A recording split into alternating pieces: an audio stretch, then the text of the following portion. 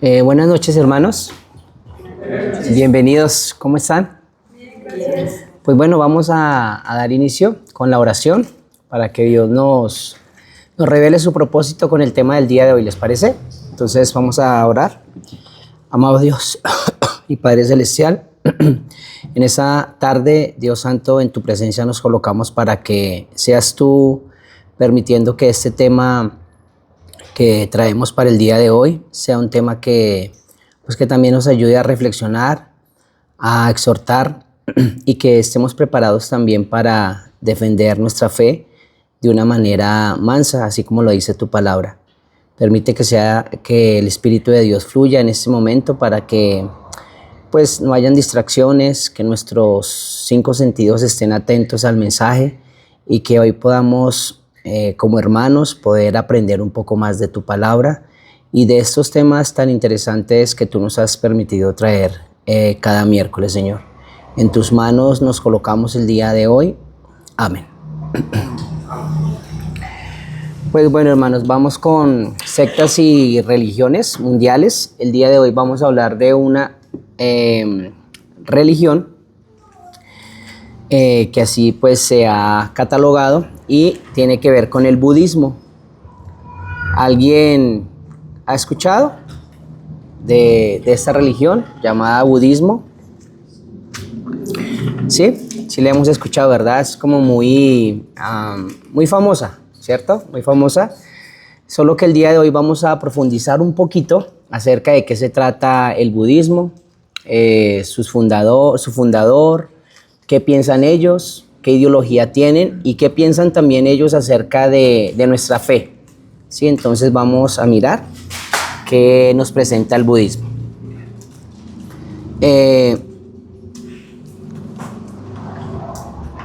Listo.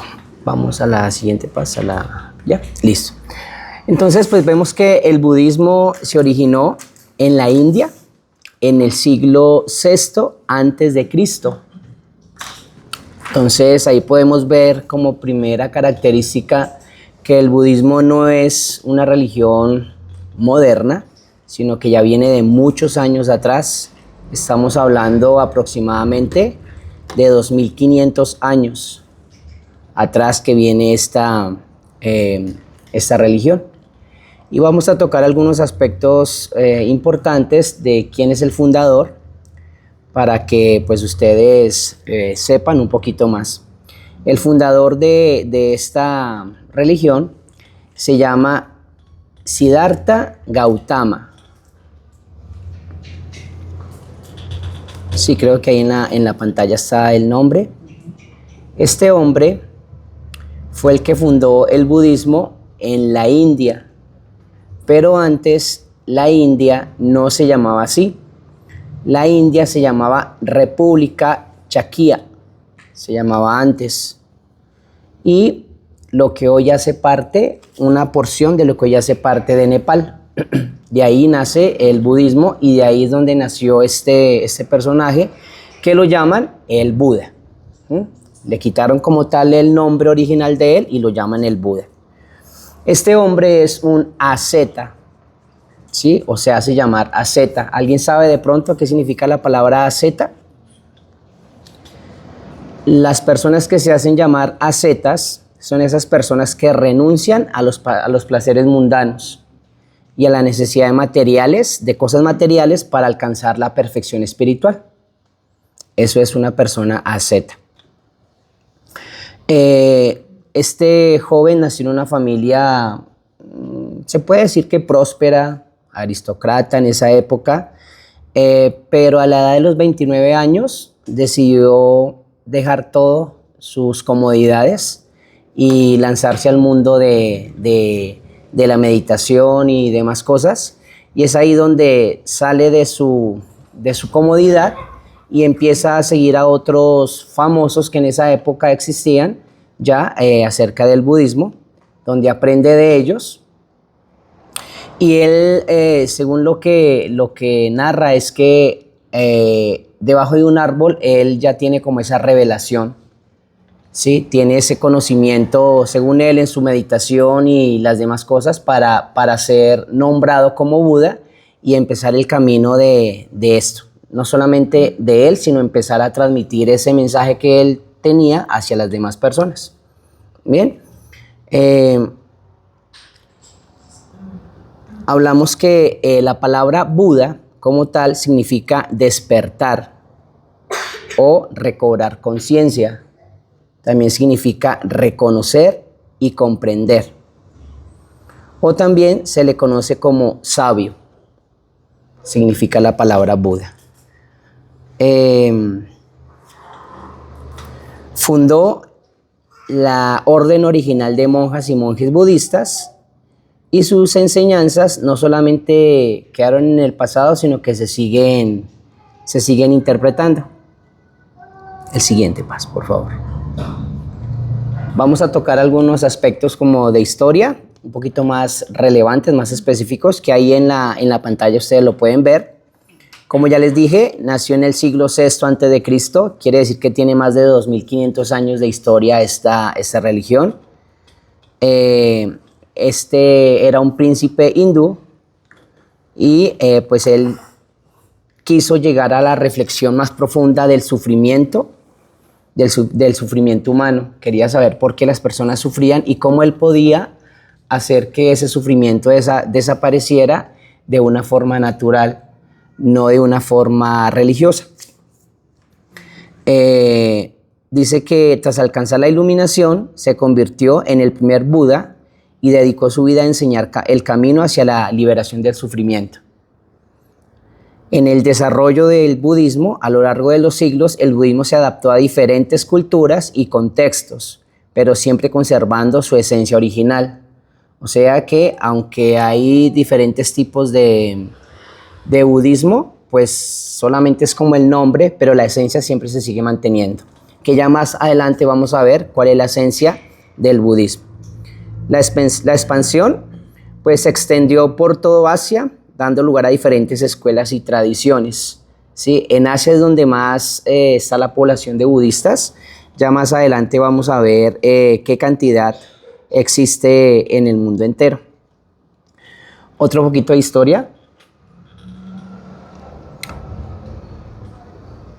Dice que el budismo es una de las religiones más extendidas del mundo, con presencia en países de Asia, Europa, América y Oceanía. Algunos de los países con mayor población budista son China, Tailandia, Japón, Vietnam, Camboya, Corea del Sur, Sri Lanka y Birmania. Son los que más están con el budismo. Se estima que hay unos 535 millones de budistas en el mundo. Es decir, que eso es el 7% de la población mundial. El 7%. 535 millones. En la actualidad, el budismo sigue siendo una religión activa y viva, con un gran número de seguidores. ¿Hasta ahí tienen alguna pregunta, hermanos? Quería preguntar algo. ¿Él era gordito, así como lo ponen en los o no? No, realmente eso es una figura, ¿sí? Nada más, pero no era gordito.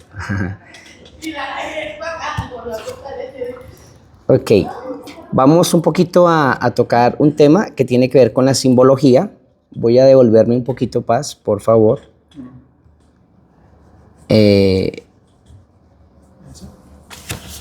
No, ahí está, sí, señor. La simbología para ellos es muy importante. Tienen unos símbolos que sobresalen, que resaltan sus ideologías. La primera se llama la rueda del Dharma. Es una rueda que parece como un timón, de pronto ahí la están viendo. Y es una rueda que tiene 8 puntas. Esas 8 puntas significa óctuple. Y ya les voy a decir por qué para ellos es muy importante esa ruedita. Se llama la rueda del Dharma. Simboliza la enseñanza del Buda y el ciclo del nacimiento, muerte y renacimiento. Sus 8 puntas, como le dije ahorita, que se llama óctuple, es el sendero que lleva a la iluminación. Seguimos con otra que, bueno, ahí no está, se llama la flor de loto. No sé si la han escuchado, la flor de loto. La flor de loto es una flor muy bonita, sí, pero como dato curioso, ella nace en los pantanos, en el barro como tal. Entonces, para ello, la flor de loto simboliza la pureza e iluminación espiritual. Es como esa analogía que le dan a la flor de loto de dónde viene y cómo se convierte, ese proceso que hace, ¿vale? La otra son los tres tesoros, y los tres tesoros son tres círculos que están entrelazados uno con el otro y simbolizan tres cosas fundamentales. El número 1 representa los fundamentos principales o enseñanzas del Buda como tal, o del maestro. Está el Dharma, que ya más adelante vamos a saber de qué se trata el Dharma, y está algo que se llama el Sangha, que es la comunidad de los practicantes. Entonces esas tres bolitas significan eso. ¿Listo? Ahora sí, Paz, vamos a seguir. ¿Hasta ahí alguna pregunta, hermanos? ¿Todo claro? Bien.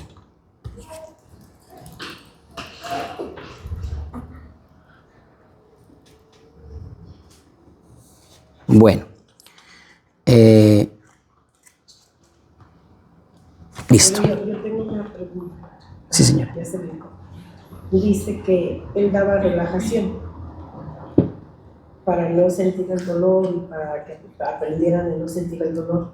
¿De qué manera hay una enseñanza como qué más es religión?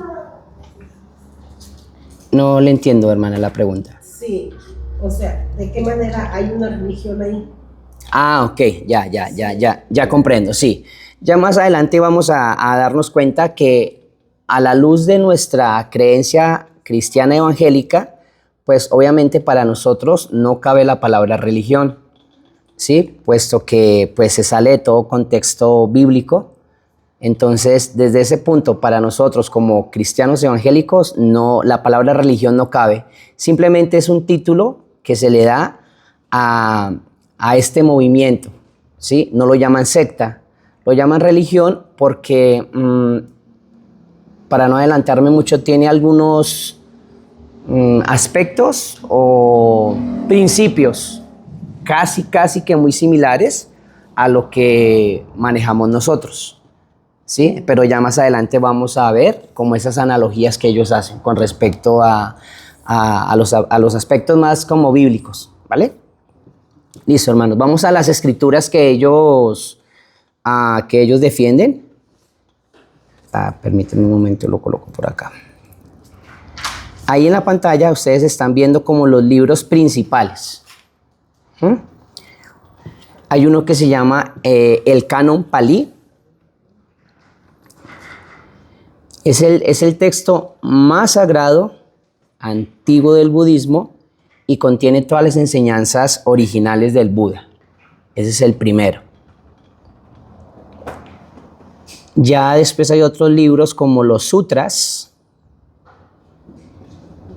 Mahayana se llama, y los tantras, Vairayana.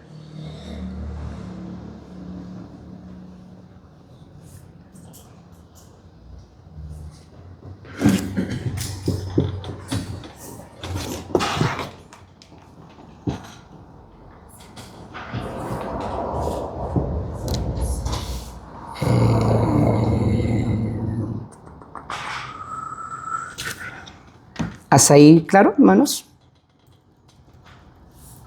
Tengo algo por acá importante que darles acerca de estos libros. Acá está.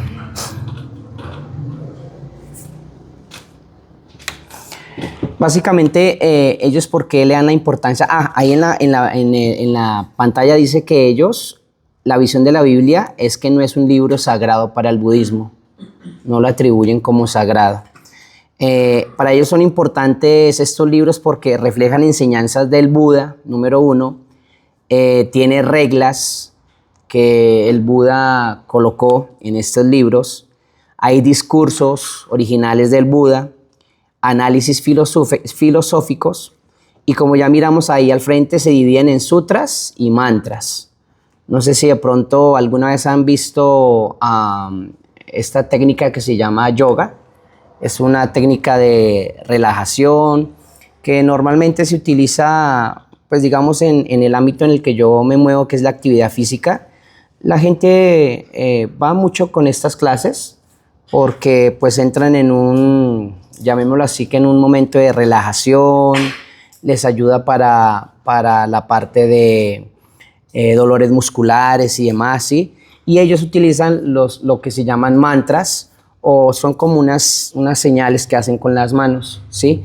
Y cada figurita para ellos, cada figurita de las manos significa algo.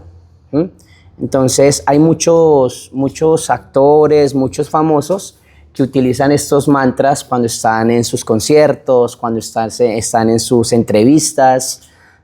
Siempre están con posiciones, por ejemplo, las manos acá abajo, las manos acá, y siempre están en esa posición porque para ellos eso significa ciertas cosas, ¿sí? Que de pronto no llegan energías negativas a su cuerpo, o que les trae paz, prosperidad, en fin. Y dentro de esto del yoga, ellos utilizan mucho esos mantras, que los lleva como a esa relajación y a esa meditación, ¿vale? ¿Es malo la yoga que uno la practica para No es malo, no es malo. Simplemente nosotros, como ya tenemos un contexto de qué significa, entonces sabemos que sí y que no, ¿sí me entienden? Por ejemplo, así a modo de ejemplo, cuando yo tomo mis clases de yoga, pues no me pongo a hacer las mantras ni nada de eso, simplemente tomo ese ejercicio como algo, llamémoslo, terapéutico, que me ayuda a recuperarme, a relajarme, a aliviar mi parte muscular, ¿sí? Pero ya más a ir allá y pues como dejarme llevar por lo que se va hablando a medida del yoga, pues realmente no lo tomo como esos fundamentos. ¿Listo? ¿Puedo apoyar ahí, Mau? Sí, señor. Ahí en la cuestión del yoga, pues ya hemos platicado aquí en algunas ocasiones.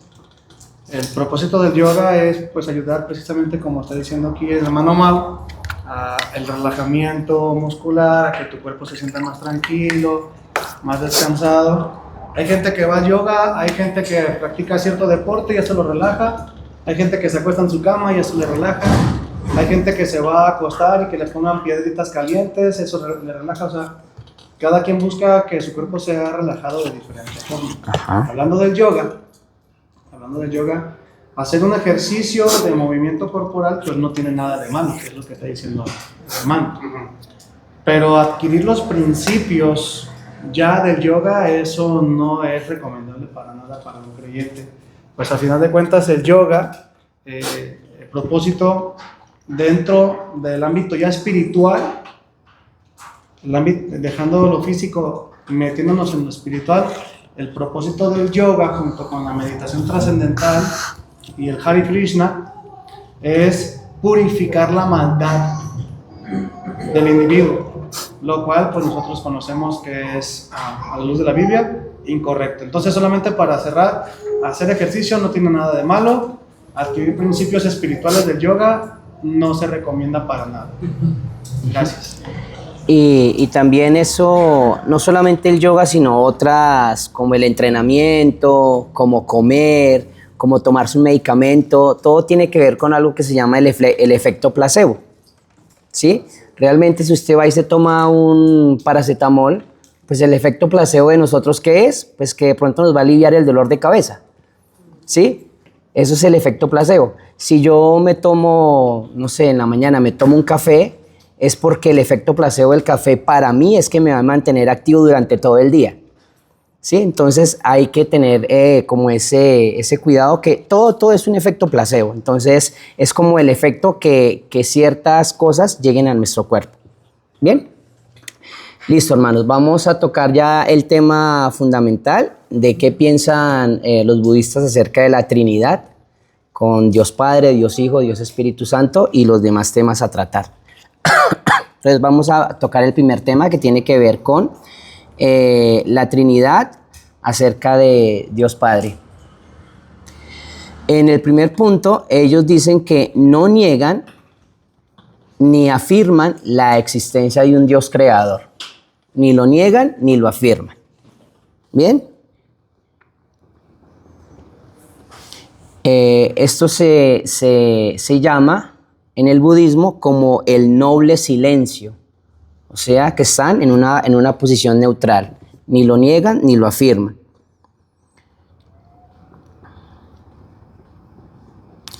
Y pues ellos afirman que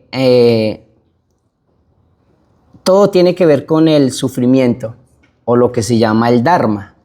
El Dharma en el budismo quiere decir que si yo hago una ofensa a alguna persona, eso me va a traer un Dharma o una consecuencia. Y para ese Dharma, pues yo tengo que entrar en ese mundo de meditación para que ese Dharma, pues como que se nivele. Número 2. Dice que los seres divinos o devas, como ellos lo nombran, son reconocidos en el budismo. O sea que sí reconocen dioses como tal en el budismo. Y dice que son vistos como seres que habitan diferentes reinos existenciales, sujetos también a un ciclo de renacimiento y karma, al igual que los humanos. Bien. Dice otro que se enfatiza en la responsabilidad individual y la ley del karma como principios. Perdón, es el karma, el karma es el que es el sufrimiento. El dharma como tal es la liberación, ¿vale? Como ellos lo llaman. Entonces, se enfatiza en la responsabilidad individual y la ley del karma como principios fundamentales del universo. Y dice que cada ser es responsable de sus propias acciones y consecuencias.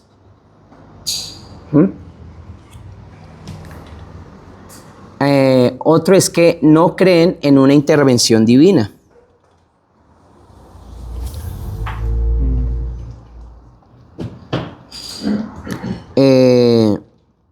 Dice que el budismo enseña que la liberación o nirvana se alcanza a través del esfuerzo personal y la práctica del dharma, no mediante la intervención divina o gracia de un ser superior. La iluminación es un logro individual. O sea, aquí estamos hablando más de que ellos, como una de sus, como sus creencias, es cómo te comportas y así pues vas a llegar a esa iluminación o al contrario va a llegar a ese sufrimiento. Y un quinto, el universo funciona según leyes naturales, que es lo que estamos viendo ahí. Dice, la cosmología budista presenta un universo que funciona con leyes naturales, llamado Dharma, y no requiere un creador o un supervisor divino. ¿Listo, hermanos? Entonces podemos ver que por el momento ellos no aceptan a Dios como el Rey Supremo de las cosas. Ahora vamos al siguiente, que tiene que ver con Jesucristo. ¿Qué piensa el budismo frente a Jesucristo? Ellos lo ven como un gran maestro espiritual o, como ellos lo llaman, Bodhisattva.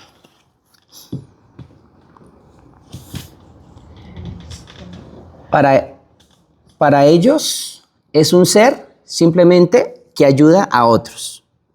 Así lo catalogan. Reconocen su sabiduría y su compasión. Y también reconocen sus enseñanzas sobre el amor, la compasión y el servicio hacia los demás. Y aquí resuena con los principios budistas fundamentales. Entonces, aquí sí nos damos cuenta, hermanos, aquí es donde hay como de pronto una pequeña similitud en lo que pues Jesucristo también tenía como algo de sus principios, ¿no? Que era el amor, la compasión y el servicio a los demás. Para ellos, el budismo también hace estas cosas, pero ellos lo hacen más para tener ese dharma, para tener esa liberación del sufrimiento. O sea que si yo hago alguna cosa mala, entonces ¿cómo la voy a enmendar? Con estas cosas. Amor por los demás, compasión por los demás y servicio hacia los demás. Que para nosotros también es válido, ¿sí? Pero nosotros tenemos un contexto mucho más amplio de lo que tiene que ver todos estos conceptos. Entonces para ellos es algo más natural, es algo más superficial, para nosotros es algo más profundo. El número 2, el budismo reconoce la similitud entre algunas enseñanzas de Jesús y la del Buda. Especialmente en qué? En aspectos éticos de compasión, el perdón y el amor universal. Pero no lo consideran como el Hijo de Dios, ni mucho menos como un Salvador divino, ya que estos conceptos pues se sale de toda la doctrina budista. Ahora, desde un punto histórico, es respetado como una figura que alcanzó un alto nivel de desarrollo espiritual.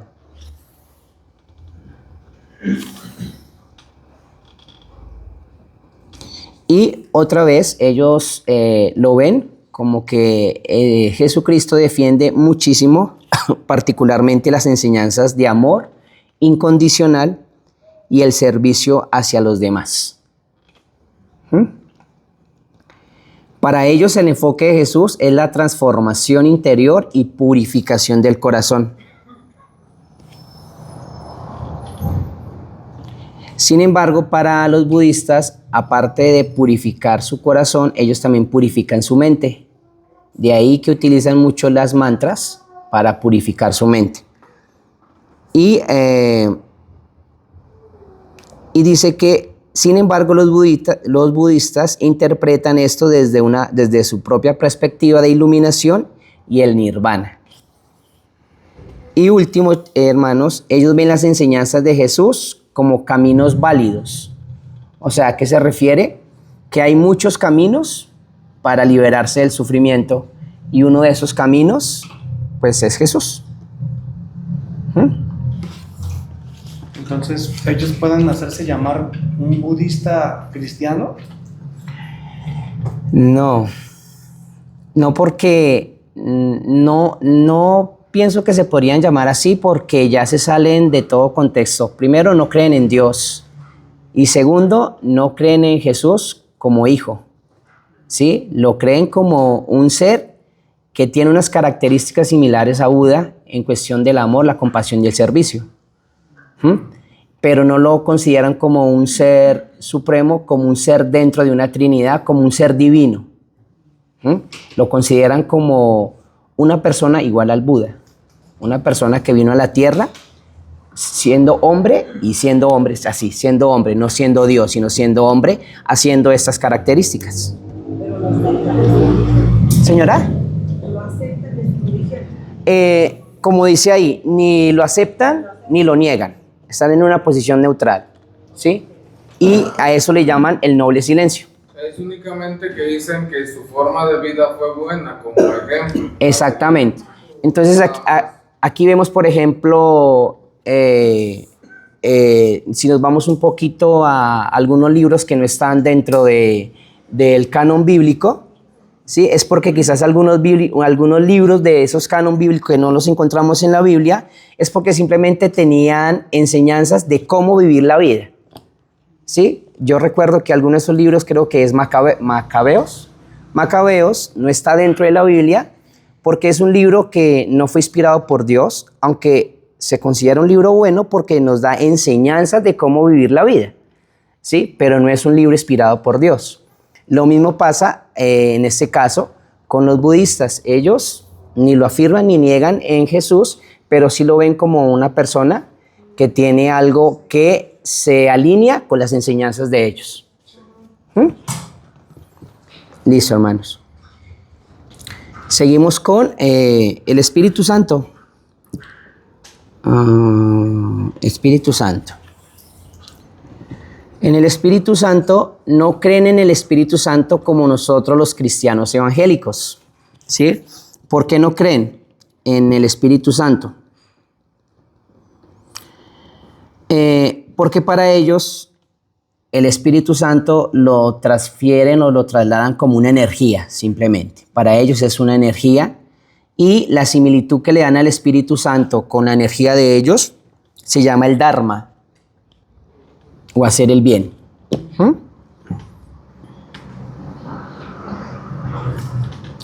Cabe resaltar que esto que estoy diciendo es algo aproximado, no es exacto.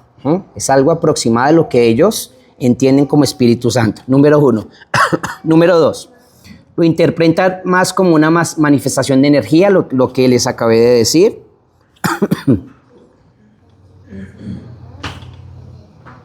¿Y por qué? Porque para ellos es muy importante la espiritualidad interior, la pureza mental y las acciones buenas que tú hagas.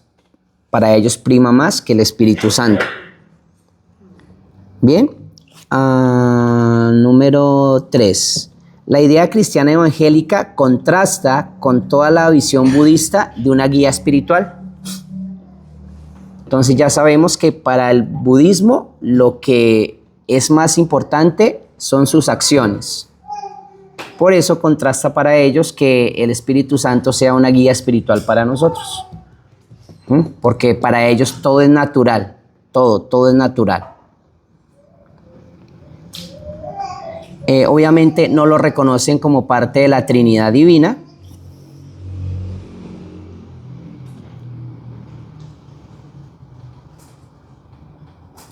Y para ellos esa parte espiritual y esa parte de Trinidad Divina, para ellos son solamente fenómenos espirituales que se entienden más en términos de estado de conciencia y energías, nada más. Y un número 5 dice, para ellos el Espíritu Santo son solamente manifestaciones. ¿A qué se refiere con esto? Manifestación como la paz, como la paz interior, como la sabiduría y la compasión. Para ellos no es el Espíritu Santo, sino son estas manifestaciones.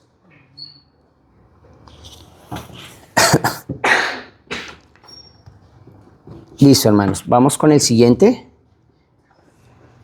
Vamos con la salvación.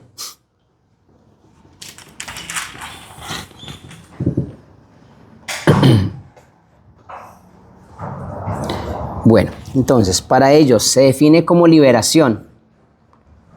Entre paréntesis lo llaman como moksha o nirvana. Es el número 1. Para ellos, ¿qué es la muerte? Simplemente es la liberación del sufrimiento y un nuevo renacimiento, que lo llaman samsara. No se trata de la salvación del pecado o del infierno, como en otras religiones, sino de liberarse de la ignorancia y el apego que causa el sufrimiento, como número 1. Número 2, la liberación es un proceso, o como así lo llaman, la salvación para ellos es, la liberación es un proceso personal que requiere esfuerzo propio. Para los budistas, ellos no creen en la salvación por gracia divina o a través de un salvador externo.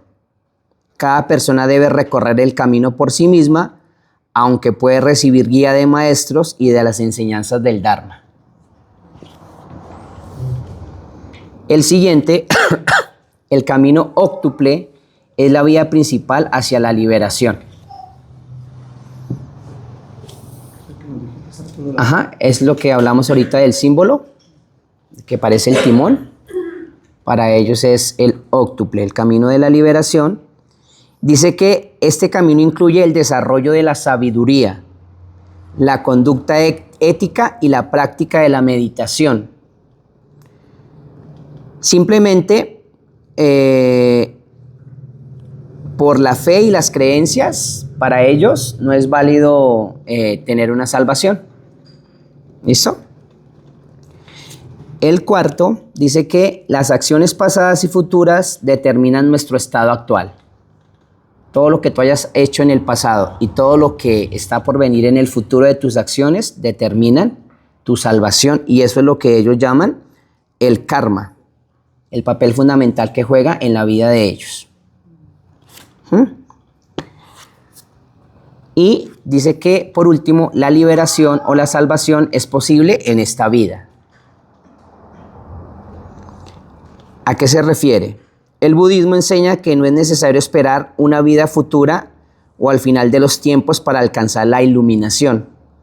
A través de la práctica diligente, cualquier persona puede alcanzar el nirvana en su vida presente. ¿Listo? ¿Listo, hermanos? ¿Vamos bien hasta ahí? Muy bien. Seguimos con la muerte.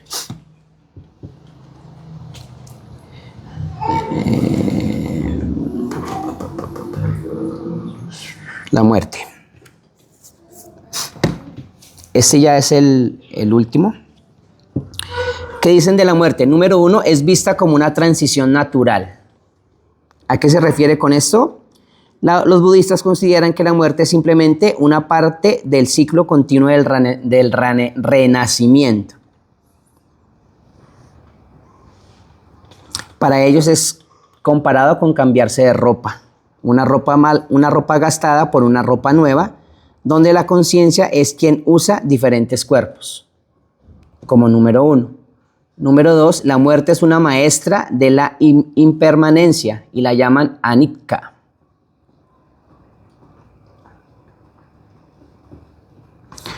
Para ellos es muy importante comprender de qué se trata la muerte, porque para ellos eso los va a ayudar a vivir un poco más, teniendo conciencia de qué se trata la muerte, y les ayuda a no desperdiciar la oportunidad de una vida humana. El siguiente, el estado mental en el momento de la muerte es crucial. ¿A qué se refiere con esto, hermanos? Los budistas creen que la calidad de conciencia en el momento de morir influye significativamente en el próximo renacimiento.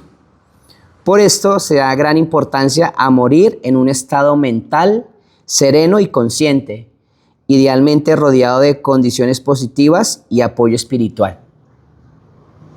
Entonces, como que ellos, lo que entiendo es que como que ellos durante toda su vida se van preparando para ese momento, ¿sí? Entonces, pues aquí se sale de todo contexto porque pues nadie sabe cuándo vamos a morir, es algo inesperado.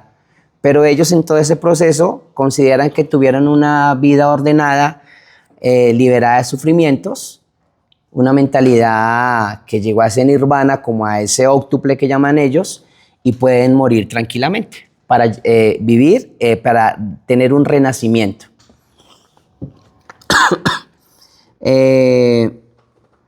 Dice que existe un proceso específico de disolución durante la muerte.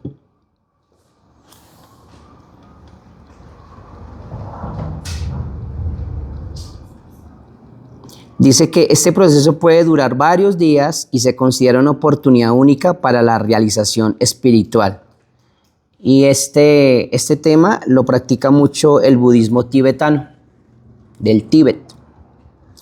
Y ya por último, hermanos, la práctica durante la vida prepara para la muerte. Como les hablé ahorita, dependiendo cómo usted se haya portado, eso lo va preparando a usted para la muerte. Listo, hermanos. Siguiente. ¿Hasta ahí tenemos preguntas? Bueno. Entonces, para resumir, o en conclusión,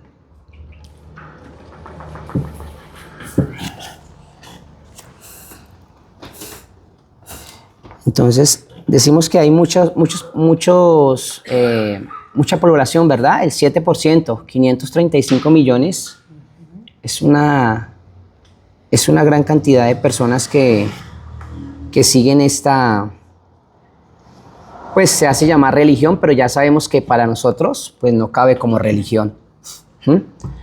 Y aquí me atrevo a decir que quizás pues muchas personas entran a este mundo del budismo por la sencilla razón de que pues todos los esfuerzos que ellos hacen van a ser humanos. Pues para ellos no cabe lo espiritual, no cabe nuestras creencias bíblicas. Entonces, de cierta manera, yo creo que lo ven un poquito más asequible que los que estamos pues en nuestra parte evangélica cristiana. Sí, para ellos es más fácil llevar una vida sin, digamos que someterse a un Dios supremo. Sí, para ellos la vida es más vida, más natural, más física. Sí, no creen nada en lo espiritual. Entonces les voy a dar así 10 datos de lo que acabamos de ver para terminar el tema y entrar a lo que nos compete, que es defender nuestras creencias, como siempre lo hacemos, con respeto, pero siempre yendo a la palabra. Entonces, número 1, el budismo es una de las religiones más antiguas del mundo. Número 2, el budismo no tiene un Dios creador. Número 3, el budismo es alcanzar la iluminación o el nirvana. Se basa en las enseñanzas del Buda. El budismo se ha extendido por todo el mundo. Hay diferentes escuelas y tradiciones budistas sin perder su esencia. El budismo es una religión de paz y no violencia. La meditación es una práctica central en el budismo. El budismo tiene una rica tradición filosófica y artística. El budismo es una religión que promueve la compasión y la sabiduría. Y listo. ¿Listo, hermanos? Y ya por último, pues vamos al último tema, que tiene que ver con la palabra de Dios para defender nuestra creencia. Entonces, pues vamos a orar por este tema para que Dios nos dé ese versículo clave. Pues bueno, amado Dios, te damos gracias en esta noche por permitirnos aprender, Padre, de esta secta que para nosotros es así, Señor, porque pues no creen en ti, mucho menos creen en el Espíritu Santo y en un Hijo que murió por nosotros. Así que te agradecemos por este tema porque pues tú nos ayudas a prepararnos, a tener ese conocimiento, porque quizás en algún momento quizás nos toque defender en amor y con mucho respeto nuestra fe. Así que estamos preparados porque tú nos has regalado hoy un poquito del conocimiento, Señor. Ahora te pedimos que permitas que el Espíritu Santo nos traiga o nos revele ese versículo clave para defender nuestra fe, para defender lo que nosotros creemos, para defender nuestra postura, y que pues este versículo también lo coloquemos, lo memoricemos y lo coloquemos en nuestro corazón. Gracias, Dios poderoso y bueno. Amén. Amén.